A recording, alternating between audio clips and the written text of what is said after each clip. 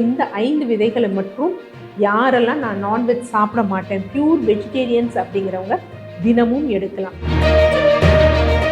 Vitamin B12னாலே அதிக அளவிலும் இருக்கக்கூடியது அசைவ உணவுகளில் தான். சைவ உணவுகளில் அவ்வளவா கிடையாது. இருப்பினும் விட்டமின் B12 கொடுக்கக்கூடிய 5 அற்புதமான சீட்ஸை தான் இதில் பார்க்க போகிறோம்.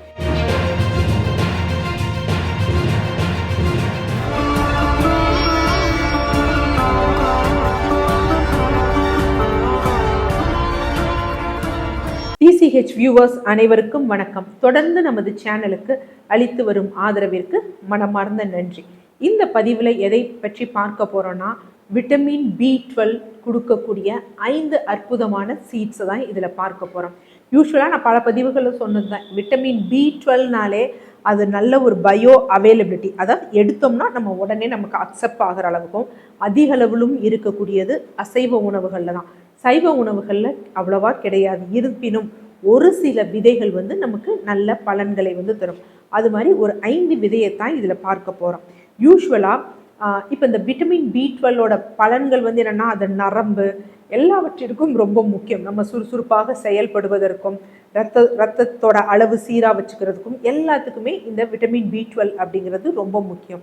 இந்த விட்டமின் B12ஓட முக்கியமான விஷயம் என்ன அப்படின்னு பார்த்தீங்கன்னா, இப்போ ஒன்று நம்ம எடுத்துக்கிட்டோன்னு வச்சுக்கோங்களேன், அது நமது உடம்பில் 4 வருடம் வரைக்கும் கூட அதோட ஸ்டோரேஜ் இருக்கும். இப்போ ஒரு விட்டமின் C எல்லாம் எடுத்தோம்னா, இன்னைக்கு எடுத்தோம்னு வச்சுக்கோங்களேன், இன்னைக்கே அது யூட்டிலைஸ் ஆகி வெளியே போயிடும். நாளைக்கு நம்ம உடம்புல விட்டமின் C இருக்காது. ஆனால் விட்டமின் B12 அப்படி இல்லை. 4 வருடங்களுக்கு கூட நம்ம உடம்புல அதோட ஸ்டோரேஜ் கெப்பாசிட்டி இருக்கும். அதனால தான் இன்ஜெக்ஷன்லாம் போடுறப்ப ஒரு வாரத்திற்கு ஒரு முறை கூட போடக்கூடிய ஒரு விஷயம். அதே மாதிரி இந்த விட்டமின் B12 அதிகமாக எடுத்துட்டா பாதிப்புகளை ஏற்படுமா அப்படின்னா, யூஸ்வலாக இந்த விட்டமின் B12 அப்படிங்கிறது வாட்டர் சால்யபிள். ஸோ அப்போ என்னன்னா, அதிகமாக எடுத்துக்கிட்டா கூட இது ஈஸியாக வெளியே தள்ளப்படும், உடம்புல ஸ்டோர் ஆகி நமக்கு எந்த பெரும் பாதிப்பைகள் ஏற்படுத்தாது. சராசரியாக இருக்கக்கூடிய ஒரு அடல்ட்டுக்கு நாள் ஒன்றுக்கு எவ்வளோ விட்டமின் B12 தேவைப்படுது அப்படின்னா 2.4 மைக்ரோகிராம் நமக்கு தேவைப்படுது. இதுவே ஒரு 65 வயதுக்கு மேலே ஆயிடுச்சு அப்படின்னா கொஞ்சம் அதிக அளவில் தேவைப்படுது, 10 மைக்ரோகிராம். அதனால தான் வயதானவர்களுக்கு மோஸ்ட் ப்ராப்ளி விட்டமின் B12 சப்ளிமெண்ட்ஸை மருத்துவர்கள் ரெகுலராக கொடுப்பதற்குரிய காரணம் இதுதான். ஸோ ஓகே, இந்த விட்டமின் B12 நம்ம எடுக்கிறோம் வச்சுக்கோங்களேன். 5 விதைகள். என்னென்ன விதைகள் அப்படின்னு பார்த்தீங்கன்னா, முதல்ல அதிக அளவில் பயோ அவைலபிலிட்டி சிறப்பாக இருக்கிறது என்ன அப்படின்னு பார்த்தீங்கன்னா, சூரியகாந்தி விதை. ஸோ அப்போ ஒரு 100 கிராம் சூரியகாந்தி விதையில் எவ்வளோ விட்டமின் B12 இருக்குது அப்படின்னு பார்த்தீங்கன்னா 6 மைக்ரோகிராம் இருக்குது. அதுவும் எப்படி இருக்குன்னா, நல்லா பயோ அவைலபிலிட்டி. அதாவது ஒன்று எடுத்தோம் அப்படின்னா நம்ம உடம்பு அதை நல்லபடியாக உறிஞ்சும் தன்மை கூடியது எதில் இருக்குன்னா சூரியகாந்தி விதையில் இருக்குது. அடுத்து இரண்டாவது எதில் இருக்குது அப்படின்னு பார்த்தீங்கன்னா எள்ளில் இருக்குது, கருப்பு எள்ளை. கருப்பு எள்ளை எவ்வளோ இருக்குது அப்படின்னு பார்த்தீங்கன்னா 4.5 மைக்ரோகிராம் இருக்குது. அதே மாதிரி ஃப்ளாக்ஸ் சீட்ஸ். ஸோ இதில் omega-3 ஃபேட்டி ஆசிட்ஸ் ALA அப்படிங்கக்கூடிய காம்பினேஷன் இருக்குது, அது ஒரு பெனிஃபிட்ஸ். அது இல்லாமல் இதில் ஃப்ளாக்ஸ் சீட் எவ்வளோ இருக்குது அப்படின்னா 2.5 மைக்ரோகிராம் இருக்குது. சியா சீட்ஸில் எவ்வளோ இருக்குது அப்படின்னு பார்த்தீங்கன்னா 2 மைக்ரோகிராம் இருக்குது. ஸோ இந்த சியா சீட்ஸும் அதுதான் omega-3 அதிகமாக இருக்குது. புரதத்திற்கும் இது நல்ல பலன் தரக்கூடிய ஒரு விஷயம். அடுத்து லாஸ்ட்டாக என்ன அப்படின்னு பார்த்தீங்கன்னா பூசணி விதை. இது கொஞ்சம் கம்மி தான், 1.5 மைக்ரோகிராம். அதாவது ஒரு நாளுடைய நமது தேவை எவ்வளோ அப்படின்னு பார்த்தீங்கன்னா 2.4 மைக்ரோகிராம் தான். பட் இதெல்லாம் அதை விட கொஞ்சம் ஜாஸ்தியாகவே தான் இருக்குது.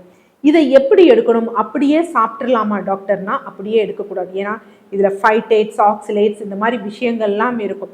இது இரும்பு உறிஞ்சுறதையும் சில சத்துக்கள் உறிஞ்சுறதையும் தடுக்கப்படும். அப்போ இந்த மேல் சொன்னதெல்லாம், அதாவது சூரியகாந்தி விதை எவ்வளோ அப்படின்னு பார்த்தீங்கன்னா 1 டேபிள் ஸ்பூன், கருப்பு எள் எவ்வளோ அப்படின்னு பார்த்தீங்கன்னா 1 ஸ்பூன், அடுத்து ஆளி விதைன்னு சொல்லக்கூடிய flax seed 1 teaspoon, chia seeds எவ்வளோ அப்படின்னு பார்த்தீங்கன்னா 1 டீஸ்பூன், சூரியகாந்தி விதை 1 டேபிள் ஸ்பூன்ஸ். ஸோ ஸ்பூன் அளவு ரொம்ப முக்கியம். இதெல்லாம் என்ன பண்ணணும்னா இரவு நீரில் ஊற வச்சிடணும். ஸோ ஊற வச்சுட்டு என்ன பண்ணணும்னா மறுநாள் காலையில் என்ன பண்ணணும்னா இந்த தண்ணீரை வடித்துட்டு அந்த விதைகளை மட்டும் நம்ம என்ன பண்ணணும் அப்படின்னா மென்று சாப்பிடணும். இல்லை அந்த மாதிரி என்னால் சாப்பிட முடியாதுன்னா இதை நல்லா அரைச்சி எடுக்கணும். ஸோ அப்படி எடுக்கும் பொழுது இதில் கொஞ்சம் அதிகமாக இருந்தாலும் அன்றைய தேவை, ஏன்னா ஒரு நாள் தேவை நமக்கு 2.4 மைக்ரோகிராம் தான். இதெல்லாம் நம்ம ட்ரேஸாக போடும் பொழுது, ஏன்னா இதெல்லாம் 100 கிராமுக்கு சொல்லியிருக்கோம்.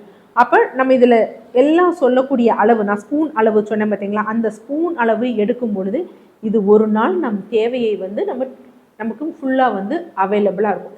ஸோ இந்த 5 விதைகளை மற்றும் யாரெல்லாம் நான் நான்வெஜ் சாப்பிட மாட்டேன், பியூர் வெஜிடேரியன்ஸ் அப்படிங்கிறவங்க தினமும் எடுக்கலாம்.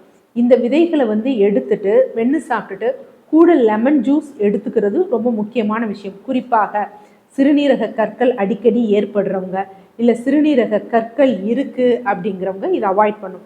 அடிக்கடி ஏற்படுது இல்லை முன்னாடி இருந்தது அப்படிங்கிறவங்க லெமன் ஜூஸ் எடுக்கும் பொழுது அந்த ஆக்சலேட்ஸ் போன்றவையெல்லாம் வந்து அது ஃப்ளஷ் அவுட் பண்ணிவிடும். ஸோ 5 விதைகளும் விட்டமின் B12 ரிச்சாக நமக்கு கொடுக்கக்கூடிய ஒரு சைவ ப்ராடக்ட். நன்றி.